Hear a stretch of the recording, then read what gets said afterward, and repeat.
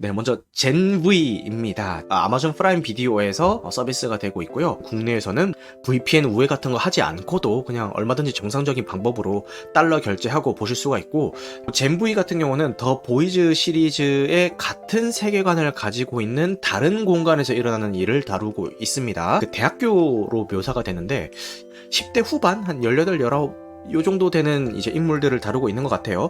사실 더 보이즈 같은 경우는 사회에서 히어로로 인정받고 있는 성인 캐릭터들을 그렸다면은 젠브이 같은 경우는 이제서야 자신의 초능력에 대해서 인지를 하고 히어로가 되기 위해서 갈등과 고뇌를 겪고 있는, 이제 혼란을 겪고 있는 그런 질풍노도 시기에 있는 인물들을 그렸다라는 차이점이 있는 것 같습니다.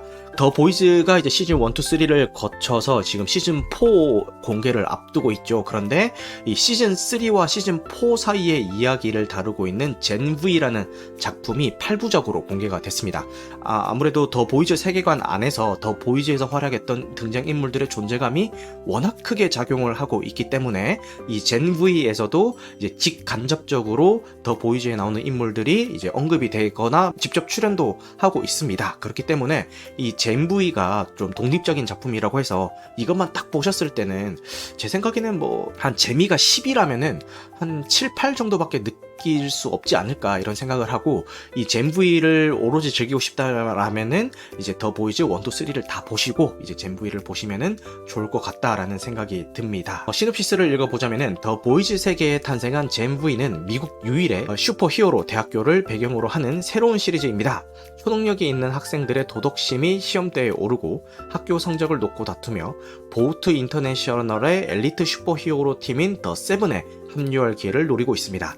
학교의 어두운 비밀이 드러나면서 이들은 자신이 어떤 히어로가 될지 결정해야 됩니다. 라는 시놉시스를 가지고 있습니다. 저는 약간 그 나이대 애들이 나오니까 좀 청춘물이라든지 러브라인 같은 것들도 좀 풋풋하게 그려지지 않을까라는 약간의 기대감이 있었는데 어림없죠. 네. 여전히 자극적이고 굉장히 세게 모든 것들을 그리고 있더라고요. 그래, 더 보이즈의 어떤 맥을 이어가는구나 라는 생각을 했고요. 결론부터 말씀드리자면은 더 보이즈 3가 끝나고 4가 나올 때까지 좀 아쉬웠던 분들에게는 이보다 더 좋은 선물은 없을 것 같아요. 너무너무 재밌게 봤습니다. 생각해볼 거리라든지 사회 풍자하는 그런 것들이 굉장히 많이 담겨 있습니다. 그래서 그런 것들을 생각하면서 봐도 좋은 작품이지만 그런 거 없이 그냥 보여주는 대로 그냥 와 막 재밌다, 지들끼리 잘 싸운다 이러면서 봐도 충분히 재밌게 볼 수 있는 작품이거든요. 근데 이 젠V를 보면서 좀 생각을 했던 거는, 어쨌든 이 젠V라는 시리즈를 끌고 가는 중요 등장인물들은 이제 10대 후반의 청소년들이잖아요. 근데 얘들은 사실 본인의 선택으로 초능력을 얻은 게 아니라 부모의 선택으로 초능력을 얻은 애들이란 말이에요. 그러니까 그 주사를 맞으면은 초능력을 랜덤 뽑기로 이렇게 가차로 이제 얻게 되는 거죠. 그래서 본인들의 선택이 아닌 부모의 선택으로 초능력을 얻게 됐기 때문에 굉장히 혼란스러울 겁니다. 이 능력을 자기가 어떻게 활용해야 되고 내 한계는 어디고 이런 것들을 파악하는데도 굉장히 혼란스럽고 어려운 인물들일 겁니다.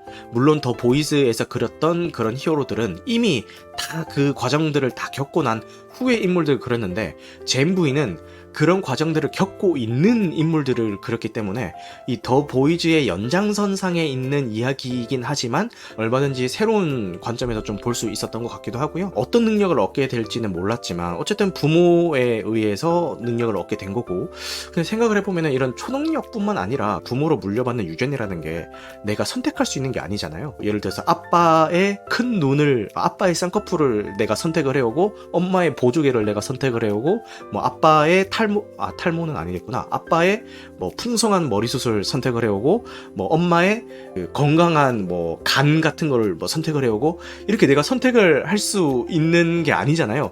어쨌든 초능력이든 뭐든 간에 내가 원했든 원하지 않든 랜덤으로 이렇게 주어진다라는 거는 초능력이나 유전이나 좀 비슷한 게 있지 않나라는 생각이 들면서, 실제로도 이 작품 안에서 우리는 그 우리의 선택이 아닌 부모로부터 이런 능력을 얻게 됐다라는 그 사실 때문에 이제 등장인물들이 굉장히 혼란스러워하고 고뇌하는 그런 대사들도 나오거든요. 나도 그 지금 애를 키우고 있는 입장인데 솔직히 저나 이제 와이프나 그 좋은 점이 있고 안 좋은 점이 있잖아요.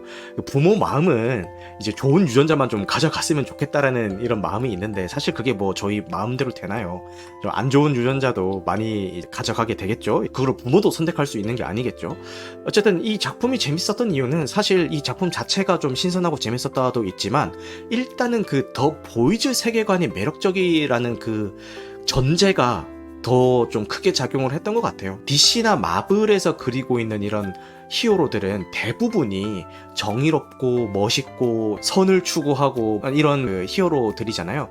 안티 히어로라고 나오는 히어로들도 제가 물론 모든 히어로를 다 낱낱이 파악을 해가지고 이게 다 꿰뚫고 있는 건 아니라서 퍼니셔가 좀 그런 축에 속할라나?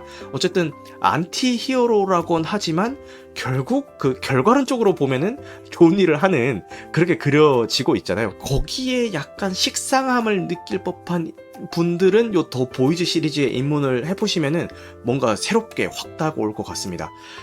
진짜 초능력이 이 세상에 존재한다라면은 저렇게 오남용 되지 않을까라는 그 사례들을 그 정말 다양한 상상력으로 이 세계관 안에서 그리고 있는 작품인 것 같고요.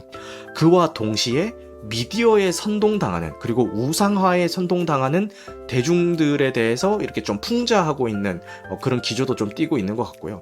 여러 가지 면에서 굉장히 재밌게 볼 수 있는 작품이니까요. 요 아마존 프라임 비디오 구독하셔서 꼭 보셨으면 좋겠습니다.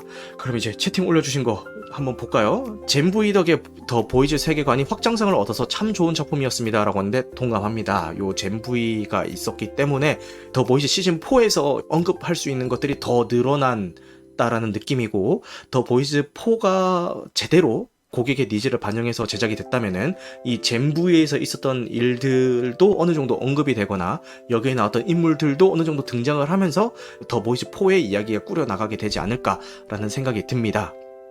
드랑님께서 시즌 하나로 이야기가 어느 정도의 완결성을 갖나요? 떡밥만 뿌리고 한 시즌 통째로 예고편 마냥 만드는 미드가 너무 많아서요 라고 말씀을 하시는데 그렇기도 하고 아니기도 합니다. 더 보이즈를 모르면은 아예 이거를 못 즐긴다 이런 얘기는 아니고 그래도 재밌게 볼 수 있지만 더 보이즈를 봤을 때에 이제 좀 느낄 수 있는 그런 재미들은 좀 느끼지 못할 수 있기 때문에 그렇게 말씀을 드렸던 거고요. 이 젠부이라는 이 작품 하나만 놓고 봐도 충분히 재밌게 보실 수가 있고 대신에 마지막 화가 끝날 때 그 다음 시리즈인 그 더 보이즈 시즌 4랑 어느 정도의 그 연결고리를 암시를 하면서 끝이 나요. 젠부이만 보셨으면은 저게 뭔 소리지? 하면서 마지막 그 엔딩을 보실 수가 있을 것 같다라는 생각이 좀 듭니다. 그럼에도 어느 정도는 보실 수 있는 작품이 아닐까 싶네요. 그러니까 더 재밌게 보려면은 더 보이즈 시리즈를 다 보시는 게 좋고 이 젠부이만 보셔도 뭐 크게 무리는 없을 것 같다. 이 정도로 제가 압축해서 이야기를 해드리도록 하겠습니다. 근데 제 생각인데 만약에 더 보이즈 시리즈를 안 보고 그냥 이 젠부이로 입문을 하시면은 아마도 더 보이즈를 엄청 보고 싶어질 겁니다. 드랑님이 더 보이즈는 좋아해가지고 2번씩 정주행했습니다. 아니 그럼 이 젠부이 안 보고 뭐 하셨어요? 빨리 보세요.